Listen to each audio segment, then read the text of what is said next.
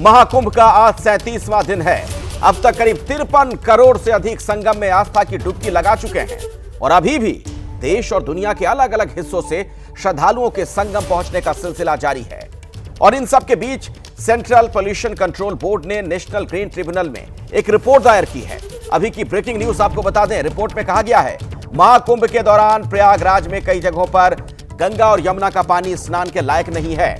इतना ही नहीं, प्रयागराज और उसके आसपास गंगा नदी की जल गुणवत्ता के बारे में भी चौंकाने वाले आंकड़े सामने आए हैं। खासतौर पर माघ मेला और कुंभ मेला के दौरान गंगा और यमुना में जल प्रदूषण के खतरनाक स्तर की बात कही गई है। स्वास्थ्य और पर्यावरण को लेकर चिंता जताई गई है। इस रिपोर्ट में 4 बातों पर फोकस है। पहली बात यह, नदी जल की गुणवत्ता में गिरावट। दूसरी बात इस रिपोर्ट में यह है, सीवेज ट्रीटमेंट प्लांट पर क्षमता से ज्यादा दबाव। तीसरी बात, जियो ट्यूब फिल्ट्रेशन सिस्टम फेल।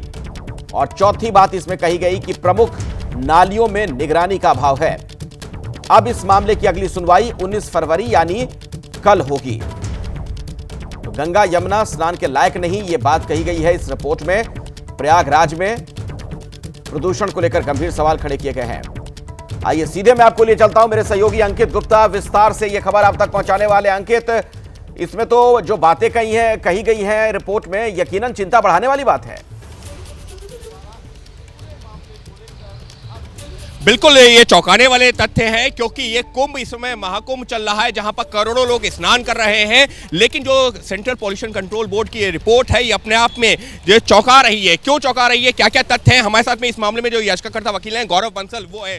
गौरव, ये जो मामला जो सीपीसीबी की रिपोर्ट है, क्यों ये चौंकाने वाली है? क्या गंगा यमुना का पानी नहाने योग्य भी नहीं है क्या? देखिए, ये एक बहुत ही दुखद बात है कि जिस तरीके से एक नैरेटिव दिया गया था कि 144 साल बाद अपने पुण्य को कमाइए और सारे पाप धो लीजिए, तो उसमें एक नैरेटिव ये भी है कि शायद वो पाप और ज़्यादा, क्योंकि जिस तरीके से इस टाइम पे गंगा जी की और यमुना जी की हालत, तो संगम की हालत है, वो बहुत ही दयनीय है। रिपोर्ट में क्या है, क्या वो तथ्य है जिसके वजह से कहा जा रहा है कि पानी नहाने योग्य तक नहीं है? देखिए, पानी नहाने योग्य के लिए कुछ पैरामीटर्स है। उसमें यह है कि फीकल कॉलीफॉर्म नहीं होना चाहिए। फीकल कॉलीफॉर्म होता है जो हमारा मलमूत्र है। वो डायरेक्टली रिपोर्ट में बहुत क्लियर शब्दों में लिखा गया है कि वहाँ के लोगों का जितना मलमूत्र है वो वहीं जा रहा है। अच्छा। साथ में जो एसटीपीवी है वो ओवरलोडेड है, मतलब सीवेज ट्रीटमेंट प्लांट जो नालों का पानी आता है वो भी ओवरलोडेड है। तो सारा का सारा बिना ट्रीट करे हुए पानी जब आप गंगा जी में डाल रहे हैं तो डेफिनेटली वो पानी बहुत ज़्यादा गंदा है, उसका लोग आचमन कर रहे हैं। तो देखिए, भक्ति के नाम पर अगर आप साइंस को भी थोड़ा सा तो मानना पड़ेगा ना। सारे का सारा इंडस्ट्रियलिस्ट, सारा सेलिब्रिटी जब जहाँ पे जा रहा है, आचमन कर रहा है, लोग जा रहे हैं, गरीब लोग जा रहे हैं, सब जा रहे हैं, मगर उन्हें पानी ही शुद्ध नहीं मिल। लेकिन इसके साथ ही में सीवेज ट्रीटमेंट प्लांट ये बताया गया है कि लगभग जो 7-8 जितने हैं उसमें से एक आधा ऐसा है जो कि सही से काम नहीं कर रहा है। लेकिन उसके अलावा जियो ट्यूब फिल्ट्रेशन सिस्टम, ये क्या है? क्योंकि इसमें बड़े पैमाने पर गड़बड़ी बताई गई है। देखिए, पॉइंट यहाँ पर यह है कि जितनी भी पैरामीटर्स है, चाहे जियो वाला हो, चाहे आपका जियो बायो से लेकर तो बीओडी हो, कॉलीफॉर्म हो, सीओडी हो, टॉक्सिसिटी हो, क्योंकि कानपुर का भी जो वेस्ट है, वो भी एक अपने आप में कैडमियम, मरकरी, ये सब लेके आता है। तो जब आप पूरा का पूरा पानी तो प्रवाह कर रहा है ना, तो जब सारा का सारा पानी जा रहा है तो गंदगी तो साथ लेते हुए आ रहा है। हाँ। तो जब आप इसको इस तरीके समझ सकते हैं कि एक पानी था जो साफ आ रहा था ऊपर से, नदी नाले मिलते चले गए, इंडस्ट्री का सारा वेस्ट मिलता चला गया, केमिकल्स मिलते चले गए, तो आज के समय में जो पानी की शुद्धता है वो तो जीरो है। साथ में लेकिन वहाँ तो लोग आचमन भी, क्योंकि जब ऐसा जो है कोई कार्यक्रम होता है, नदी के किनारे जाते हैं लोग, आचमन भी करते हैं, नहाना तो क्या होता ही है।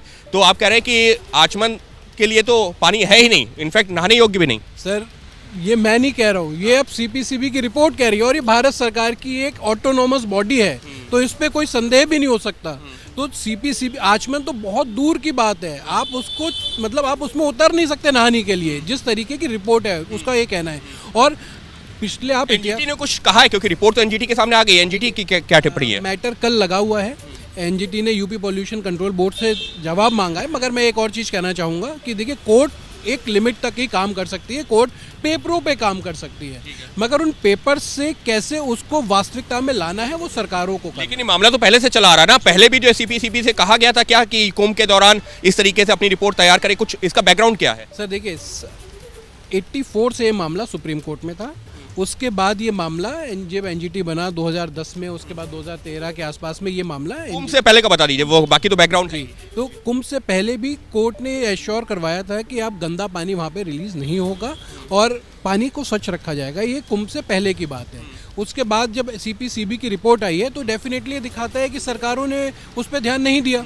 तो जब सरकार ने ध्यान नहीं दिया तो डेफिनेटली फिर अब उनको जवाबदेही तो बनती है। पॉल्यूशन कंट्रोल बोर्ड को क्या बताना होगा, क्या उनका पक्ष सामने आया? क्योंकि सीपीसीबी ने जो है अपनी रिपोर्ट में जिन बातों का जिक्र किया है, यूपी पॉल्यूशन कंट्रोल बोर्ड का भी पक्ष सामने आएगा। देखिए, यूपी पॉल्यूशन कंट्रोल बोर्ड कल अपने पक्ष को सामने रखेगा, मगर ये बात आप मान के चलिए कि ये आज की स्थिति नहीं है। ये बहुत समय से ये चला आ रहा है गंदगी को लेके, और जिस तरीके से पॉल्यूशन कंट्रोल बोर्ड को काम करना चाहिए था वो बिल्कुल नहीं हुआ है।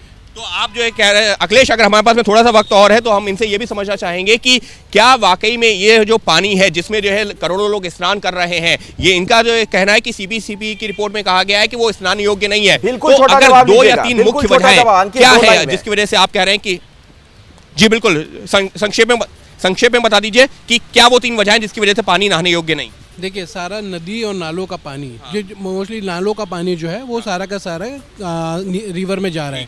इंडस्ट्रियल वेस्ट सारा का सारा उन नालों में आ रहा है, फिर वो रिवर में जा रहा है। इसी तरीके से सारा सीवेज जो हमारे मलमूत्र वो भी सब जा रहा है। तो इसी वजह से ये वो 3 मुख्य आधार हैं जिसके आधार पर सीपीसीबी रिपोर्ट में बात कही गई है कि पानी नहाने योग्य नहीं है। दोबारा आगे आपसे बात करेंगे।